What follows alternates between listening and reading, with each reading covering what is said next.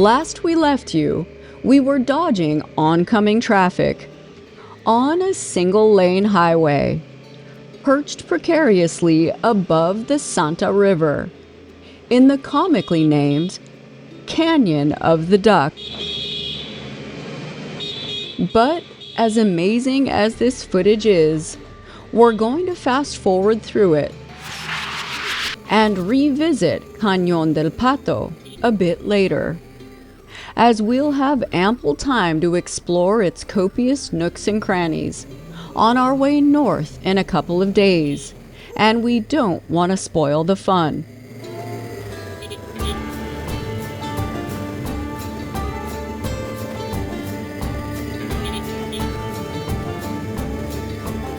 In the meantime, just shy of our goal for the evening, the plan was to set up shop in Caraz for a couple of days and ride up the steep and beautiful Parón Valley to its namesake lake, the largest in the Cordillera Blanca.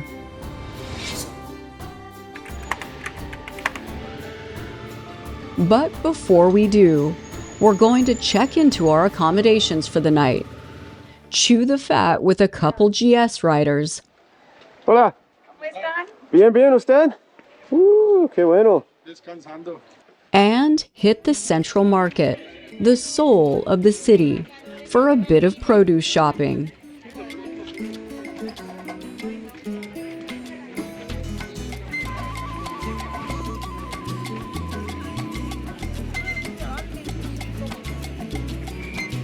At least long enough for the Chinese restaurant on the first floor of our hotel to close for the evening.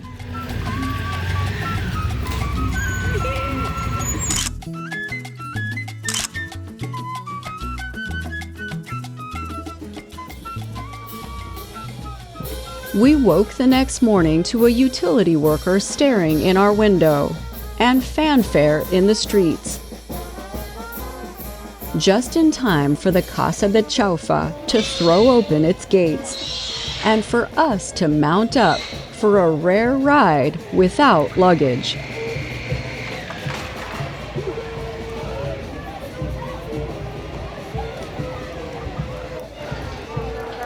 Huh?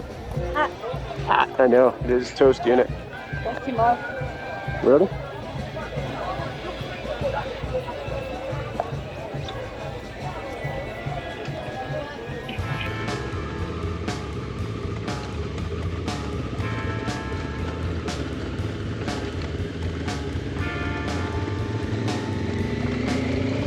We had been warned the road to Laguna Parón had recently slid and may be impassable. There you go. What a pro. The entry station was unmanned, but the gate unlocked. So we decided to proceed as far as we could.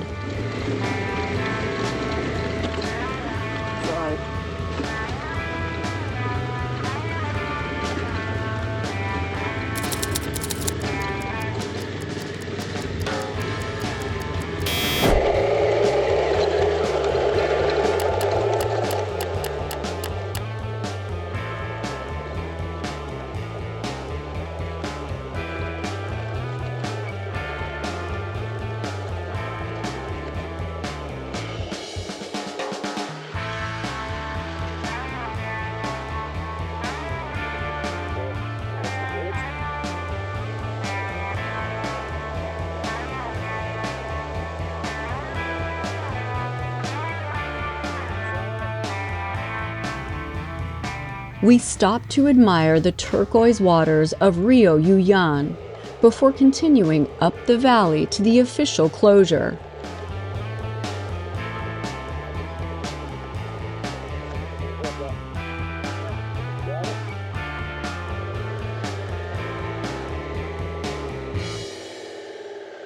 And a bit further up, an abandoned truck marked the scene of the crime.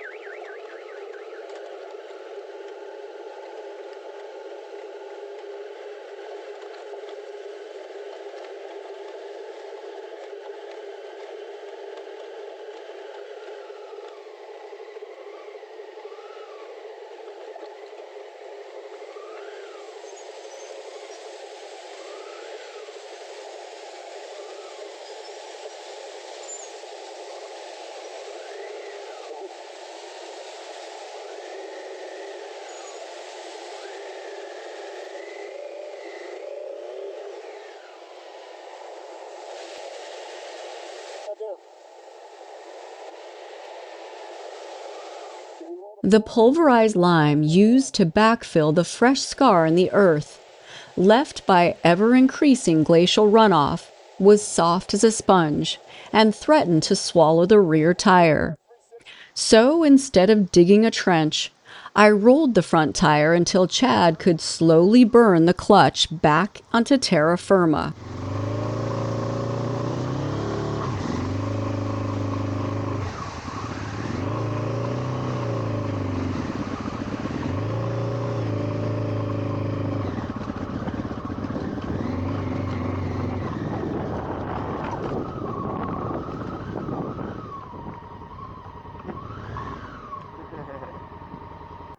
Dangerous, my ass. And with that, we were back on the road, slowly cruising beneath the imposing monoliths of the Chakrarahu Cirque.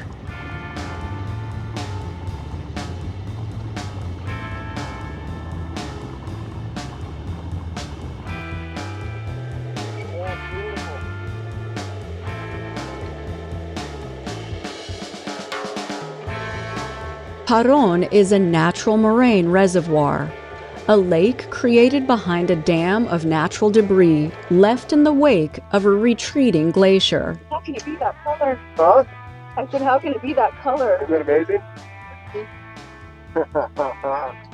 This lake, the largest in the Cordillera Blanca, owes its unbelievably rich turquoise hue to the high concentration of dissolved lime in the water, and is by far one of the most spectacular lakes in the high Andes. And this peak, called Artesonrahu, sitting at roughly 20,000 feet, or 6,000 meters above sea level, was purportedly the inspiration for the Paramount Pictures logo. Known locally as the Pyramid, one of the most difficult and coveted mountaineering objectives within Huascarán, and is also undeniably a horrible place to crash your drone. And for those of you keeping score at home, that's the second time in as many days.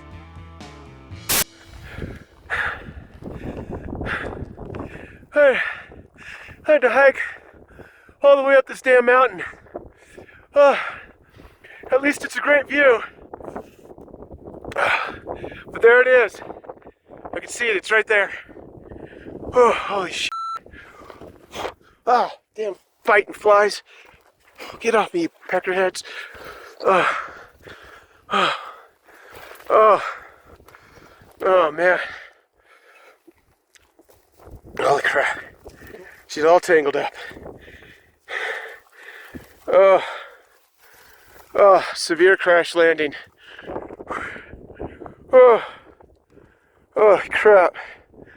That's the second time I've crashed the drone in the last 2 days. Get off me. I'm getting absolutely eaten alive by these flies. But I found the drone. Using the crash recovery function on the remote, Chad was able to hike along the shore of the lake and position himself directly below the drone, moments before it shut down due to overheating. Keep an eye on Chad to get an idea of how far he had to hike up the ancient moraine. He was able to set a compass course using his phone and proceeded to hike straight up until miraculously spotting the drone, tangled in some brush but seemingly intact. Can you still see him? There's Chad. Yay! And there's the trail. And somewhere over there is the bike.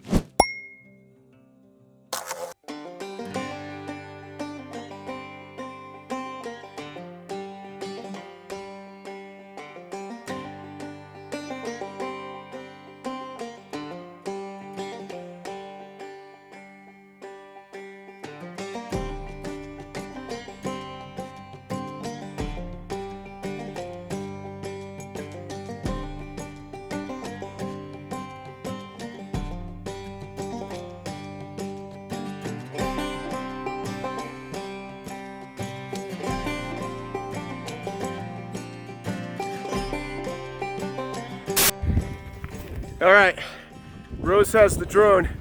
Now all I have to do is get down off this mountain without breaking my leg. And hey, not for nothing, but my new climb boots actually do pretty damn well on the scree. Quick plug for climb. All right. Ow. Oh, all right. I'm gonna put this down so I don't kill myself. This would not be a good place to break a leg. Plus, I need both hands to swat these damn flies off of me. Bastards. After a successful recovery, a few bites and a scrape or two, we rode around to the front side of the lake, where the rangers and snack bar employees who call Laguna Parón home lounged around counting the days until the road would reopen.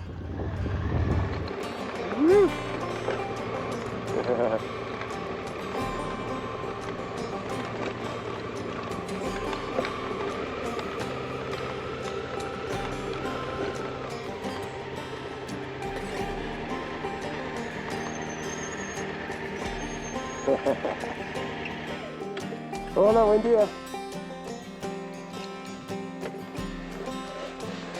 We'll park here. Yeah. It's always something. It's always an adventure. Or it's always a misadventure. Yeah. But I fail to recognize the difference.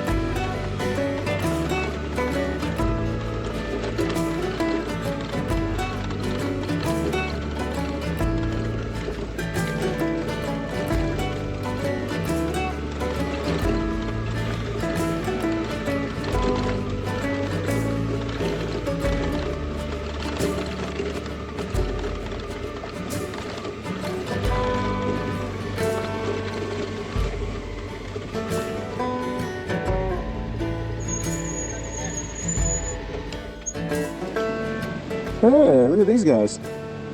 Are those our friends? I think it is. Riding back down the hill, we crossed paths with our GS riding friends from the hotel before hitting the mean streets of Caraz and making our way to Tumchucaico. Yeah, okay. Gracias. Ciao.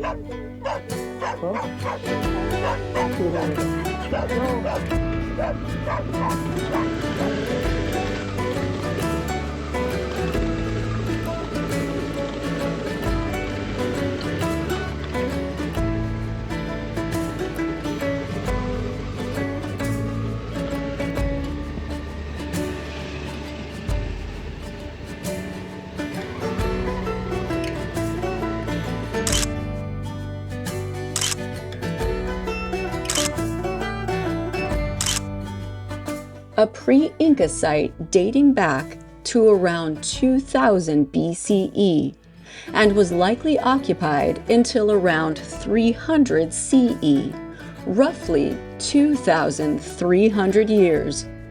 The site now sits awkwardly in the middle of a residential neighborhood, with houses built against its prehistoric walls, and school children casually ambling about on a weekday afternoon.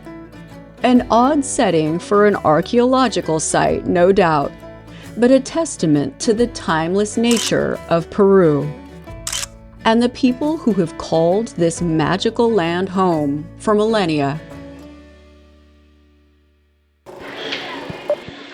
So the problem is we gotta get our bike out of here and out this door. That's my door. This might be difficult. After successfully extracting the motorcycle and packing up, we came downstairs to discover this little guy. Oh no, dude, don't peel my stickers off. No, leave the stickers there. Happily removing those pesky stickers from our front fender before loading up and bidding a sad farewell to Huascarán National Park. The plan for the day: retracing our steps north on 3N to the junction of Yungay Pampa through the tunnels of Cañón del Pato to Chuquicara. From there, along Rio Tablachaca, into the northernmost reaches of the Cordillera Blanca and the beautiful little town of Cabana. But first, as promised, we plan on exploring the aforementioned nooks and crannies of the Duck, starting with an ill-advised drone flight around the haphazard infrastructure of the hydroelectric dam and its otherworldly maze of tunnels and spillways that mark the southern mouth of the canyon.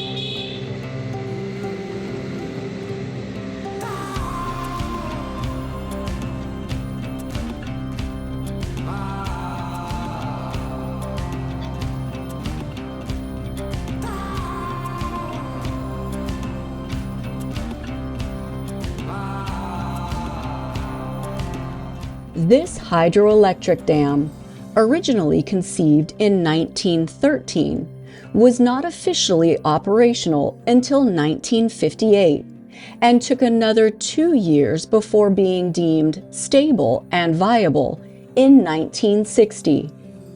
After countless delays, multiple renovations, retrofits, and a $100 million investment in 1996, it is now one of Peru's largest energy producers.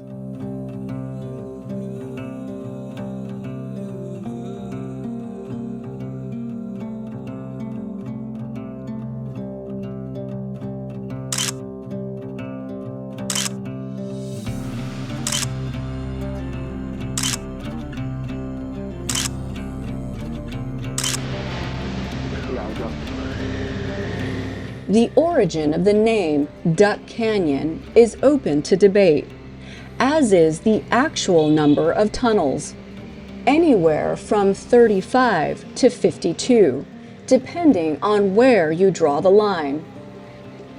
What isn't open to debate is the perilous nature of the road, prone to rockfall, landslides, and head-on collisions.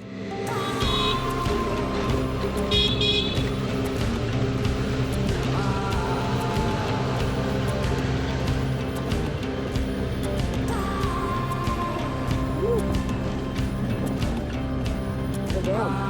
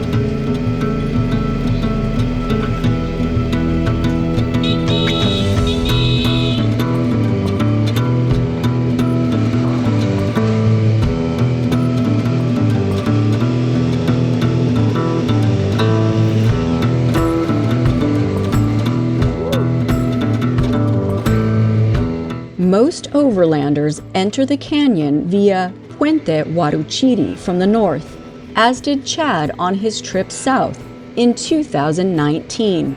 But we're going to pass the bridge and continue west, through the seldom visited and rougher sections of the canyon. Yeah.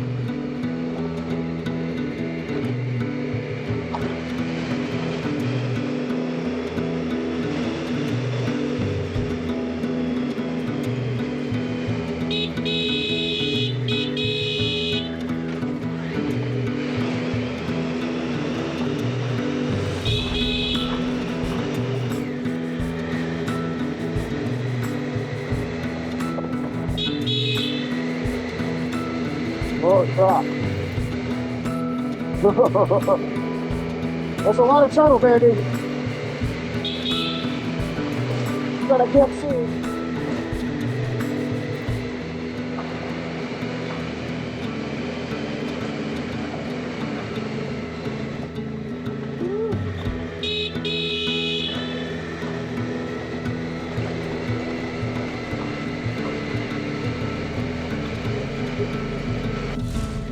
Beyond the confounded bridge, our escape route north, lies the Collejón de Huaylas Valley, rich in silver, copper, and lead.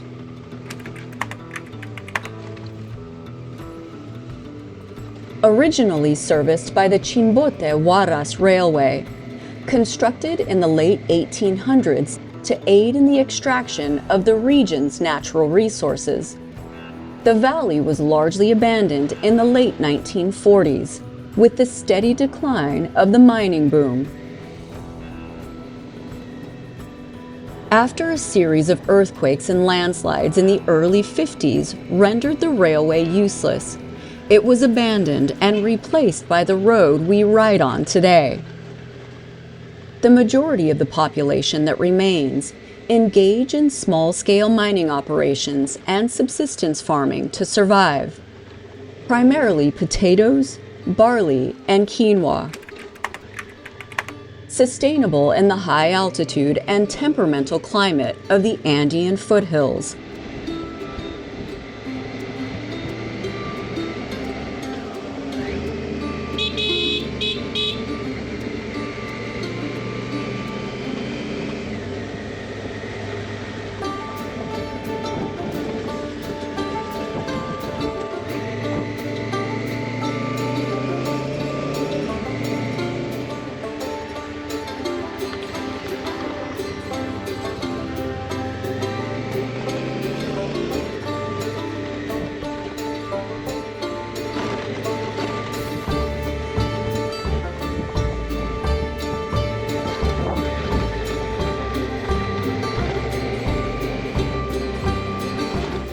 75 years after the railway was abandoned, little remains as a reminder.